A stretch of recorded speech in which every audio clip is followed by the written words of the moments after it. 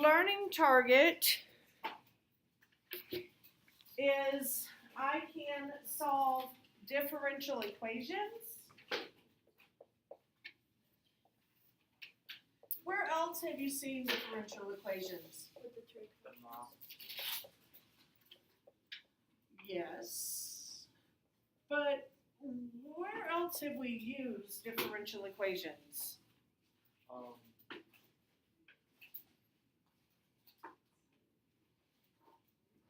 Give you a hint. Differential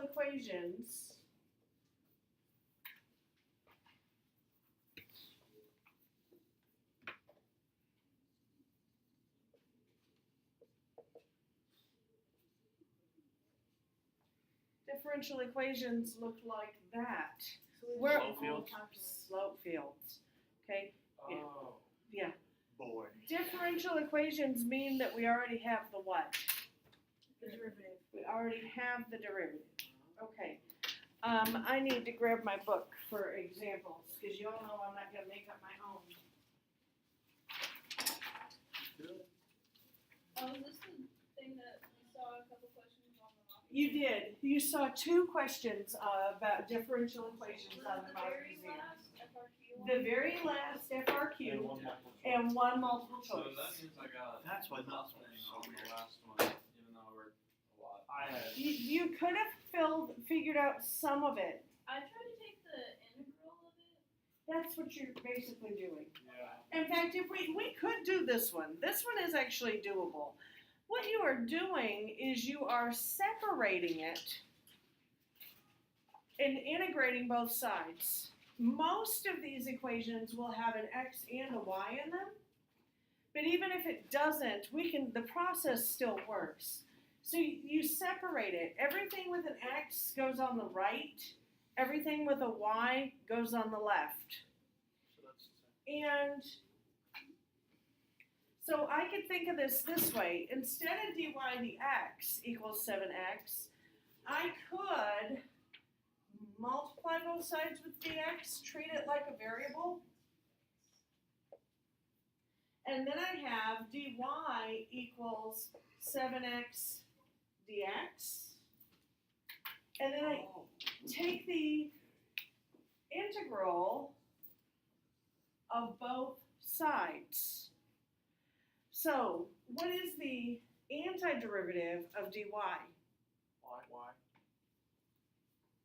How did you know that? How do you know what the integral of dy It's based off. Well, towards the beginning. Yeah, it's based off dx. Think of this as like a 1 dy. Remember Think of it as a 1 dx for just a second. If I had a 1, what would I say my antiderivative was? Same thing, different variable. Okay? So I have y equals, what's my antiderivative of 7x? It'd be 7 over 2x squared. 7 over 2x squared. Plus c plus. That plus c is vital. Okay? Yeah. We call these, and I guess I should have told you that, we call these separable equations.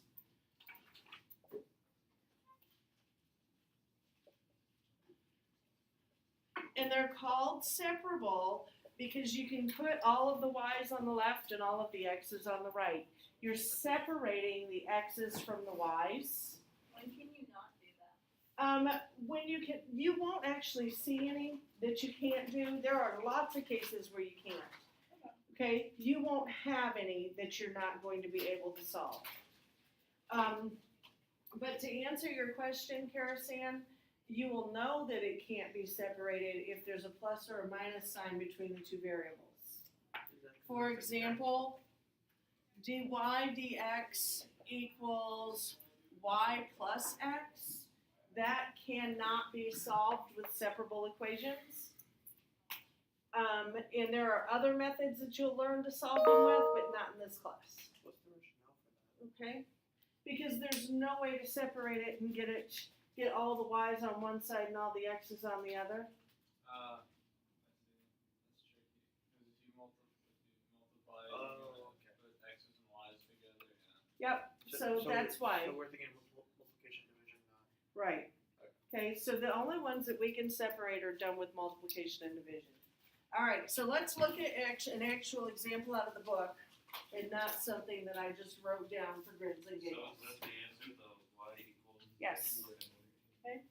All right, so our first one here, dy dx. Each.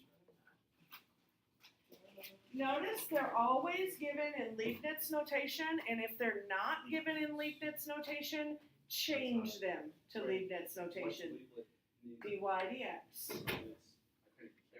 What is it? It's lead. Leibniz. Shouts out to 0. He's the guy who came up with that notation.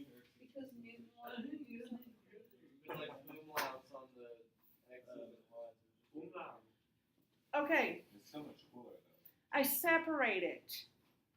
I separate by getting all the y's to the left, all the x's to the right. Help me, Multiply by 1 okay? both sides. And multiply by dx on both sides. So now I have y squared dy equals x squared dx. That's first step. Now Antiderivative or integrate both sides. Oh, lovely. Integrate both sides. Well, this Okay. is the big issue. What is the antiderivative of y squared? 1/3. Nice. Do you have to put a plus c on both sides? That's one that. That's what we're going to talk about in just a second. Yeah. Okay? What do I get when I integrate my right side? 1/3 x cubed plus 2. Yeah. Why is it that when you antiderivative of dy, it doesn't turn into just y? It just goes away. I had the same question. When I say that again? So why isn't it that when you take the antiderivative of dy or dx, you don't end up with just a y or x? Why You do they do. go The away? antiderivative would just be the y or the x. Then why'd they go away? Because it's like multiplying y squared and y. They're the derivatives. What do y the stand for? antiderivative of the derivative. I don't have a regular y or a regular. Of a dy. Exactly. Like, why isn't the integral of dy Because y? it's I think I understand what you're asking me. You're asking me why am I not integrating just this little piece right here? Yeah. Because this and this are connected to each other, remember? And this isn't its own little piece unless there's nothing here. And if there was nothing here, then I would definitely integrate that as saying it was an x. But before you integrated, it was there by itself. No, dy dy was- was, and she made it a 1. For the 7x one. The other one was 7x. The other one I didn't actually use a we did. When we did We had dy by itself. when we did this, we did say that that was y. Because I remember specifically asking Emma what that would be, and she wasn't sure. And I said, well, if it said dx, what would it be? And she said x. So we said, okay, it's y. That's why I'm confused, because you left the y there and there, but over here it just disappeared. Think of this as this. 1 dy. Now what's the antiderivative of 1 dy? Does that help? Y. Okay. All right. Think about it, it's like it's adding one. Now, Connor had a really good question. Why is the plus c only on the right-hand side? Shouldn't you, because you've been pounding into our heads, be putting plus c here and plus c here? Isn't it because we're Because running if you off put of it on x? both sides, it'd always be a plus c. Well, Like you could, If I put the c on both sides, and I'm going to have to get this equation into y equals. Oh, then y and x would be the same. No, they can't. They're not going to be the same. Well, if you subtract c from both You get sides, c it's just gonna go away. It's not actually going to go away. What it is this is like a C1 and this is like a C2. And so I would be subtracting a C1. But let me ask you this. What's your It's a constant. I'm going to subtract another constant. I'm still going to have a what? I'm still gonna have a constant. As Mr. Other puts it, this is like a magnet. It sucks all the constants in. So it just simplifies it. It simplifies is just a C. Oh. Because it doesn't matter what you do to that constant, It's still fine. it's still gonna be a constant, Okay. okay? So technically there is one there. It's It's just gone. Yeah, it just absorbs into this one. It's like something that's real absorbent. What absorbs? Sponge. It's like a sponge. It's like a sponge magnet. It's like a sponge. Okay? Any constant that gets close to it is absorbed into it. However, Wow. you have to get this into y equals form. Right. That's fine. So what are we going to do next? All right, now, this is also where that sponge magnet is going to come into play. Okay, I'm going to multiply by 3, and I have y cubed equals x cubed plus Three. c. Because it's a regular constant. Because one more time, 3 is a constant, Yeah. c is a constant, c sucks up all the other constants. So we just Then take you like take the the cube cube root. root of the other Not side, very make it y equals. Yeah. Y equals the cubed root of x cubed plus c. Because it's still a term. C. Okay? Yeah. Because it's a term. Yes. Now, let's say that they gave us, at the beginning of this problem, an initial condition. This is the family of antiderivatives, Okay. but I want the actual First. specific antiderivative. So they told us that y of 0 equals 2. So C is 2. No, you need it in the main office again. Yeah. Okay, so y of 0 equals 2. Okay. Because I know that y of 0 equals 2, what am I able to find? C. I'm able to find my c. How am I going to find my c? Plug in 0 for y. Plug in what for what? 2 for y, 0 for x. 0 for x, 2 for y. Thank you. Karasan was saying it too. I couldn't hear Karasan. Because Okay. x is 0. Oh, I feel So dumb. 2 equals the cubed root of 0 plus c. 2 equals the cubed root of c.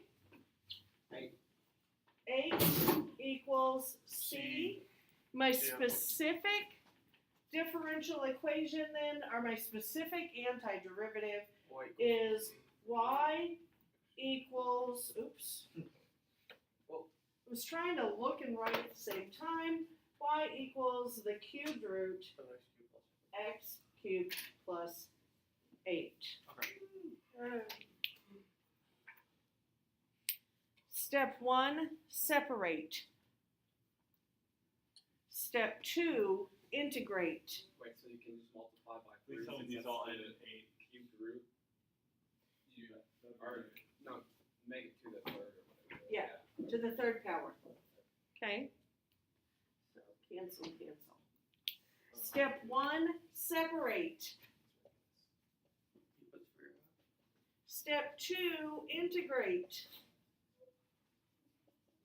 Step 3, solve for C 8. if an initial condition is given. I like it. Okay? Let's try it again. This one was really easy. Is that Oh the boy. You're done? Yes, this is the answer. This one's done. Let's try another one. Most of them are not nearly that easy. Right. That's how it is with Right. calculus. Oh, wait. Because it all could just expand. Like simple. Yep. Calculus 2, 5, 3 are on this one. Well, Pretty much. calculus 3 is directly related to calculus 1. Calculus. Yeah, Calc 3 is from dealing with multivariables. And So- calc two, What does that actually look When like? you're anti-derivative, Calc two, we don't need It looks just like having implicit differentiation with x and y. It's really easy. No. I had like a 96 average in Calc 3. It's really easy. Yeah, so it's the cat. That's a valid point. Okay, but this is when I was not a calculus teacher, but when I was a student. Okay. Here's our next one. Next word, time. Oh. Yes. First step, separate. So what do I need to do? Multiply by. Divide both sides by y. And multiply by dx. Multiply both sides with your dx. Okay. That's not pretty. It's not pretty, but it works. So I actually have 1 over y dy or dy over y, whichever way you prefer to write it, equals x squared dx. I separated. What's step 2? Integrate it. Or interpolate. Now there was a reason why so many of your drill downs today were, what is the antiderivative of this? What is the antiderivative of this? Oh, Okay, Fine. so, Laurel, what's the antiderivative of this? I know you think I wasn't paying attention. I was literally, I have a whole You- page of notes. I know, but you're talking with Karasan instead of paying attention to what we're doing, honey.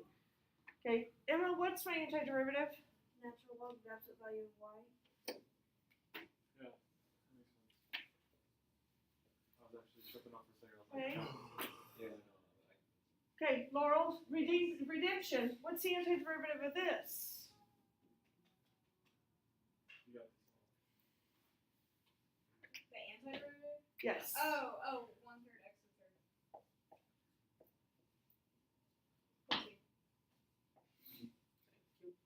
Okay.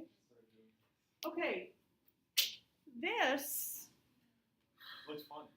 we have to still get it into y equals. Raise it to the e. How do I undo natural log? E.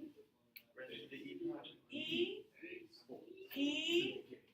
So E. does e to the natural log not e times? Yes. What actually happens, Paul, is this e, base e, this is base, this is exponent. This is base, this is exponent, base, exponent. Now we've got a couple of things that have to happen here. The first thing that has to happen is when the rule on logs with addition means that I'm really doing what?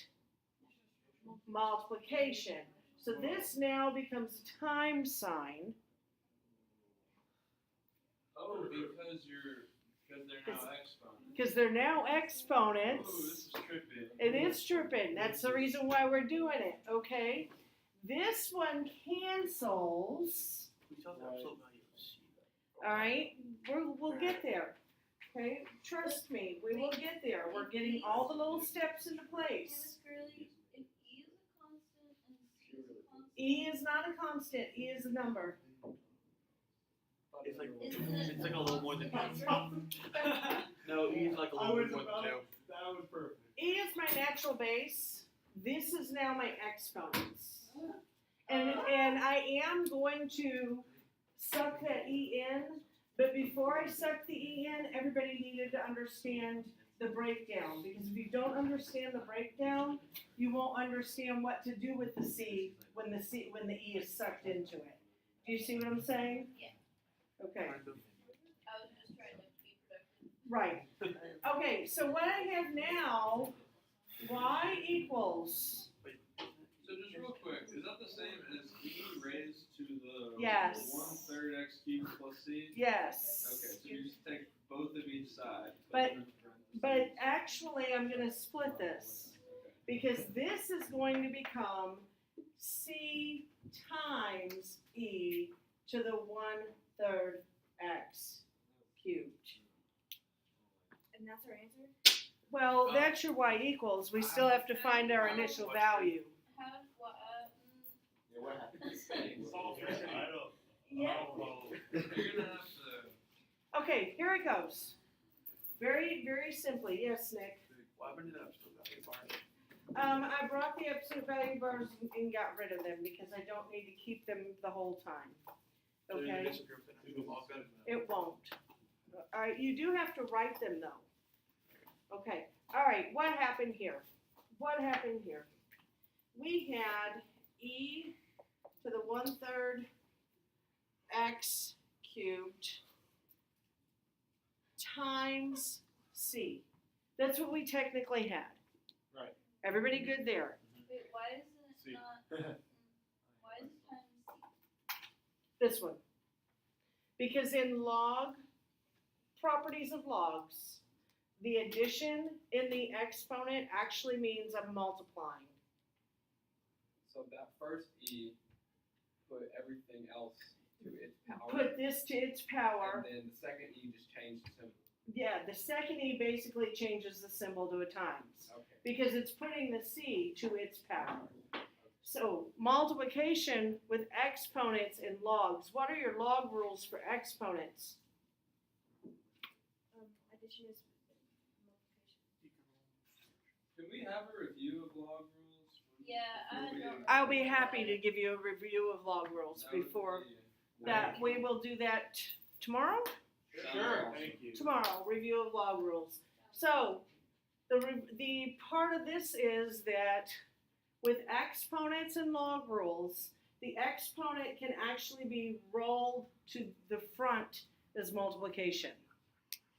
So what we have, so we're not having to do this multiplication here, what we have is we roll it to the front. So I've got y is equal to my constant, which sucked in a whole bunch of stuff, times e to the 1/3 x cubed. Okay. And then my initial value, this problem, they didn't actually give us an initial value. Bummer. So that's my answer. Cool. Be done when it's done. Alright. That's my answer. So like if it was like multiple choice and there was they had this one and one had absolute value. That multiple choice one that you guys saw on your mock exam, I actually fought my way through that one 2 or 3 times and still need to sit down and do it one more time Okay. because I still don't have it exactly the way it needs to be. I'm still processing that one. I'm The only so confused problem with the with absolute value bars. not these things Like, it's just like, yeah, they still type them there. What it is, the absolute value bars are here because you cannot take the log of a number that's not positive. I don't know, I think I screwed but that it's like, up really you're bad. setting Okay, the y equals this is a positive. It's okay for them to drop when you go here. Okay, it is perfectly legitimate to drop the absolute value bars once you get to this point. Okay? Alright. That is separable equations, separable differential equations. Now, I did not pull any punches on your worksheet, meaning that some of these are a challenge. Okay, some of them are only to this point, solve to y. Others of them are solve all the way to find c. Oh, that's not. Okay? With the initial value. Questions? Just hit me with this. No, actually. Are we gonna have something like this on the worksheet? Natural log? Yes, you'll have a bunch of things like that on the worksheet. When you say solve for C, you're gonna have to rewrite it so C is in the actual finished equation. Yeah, Yes. it's better not. Yes, Just clarification for that. yes, So you can solve for C, not do that. yes. Okay. Okay, are we okay? When are we taking the quiz?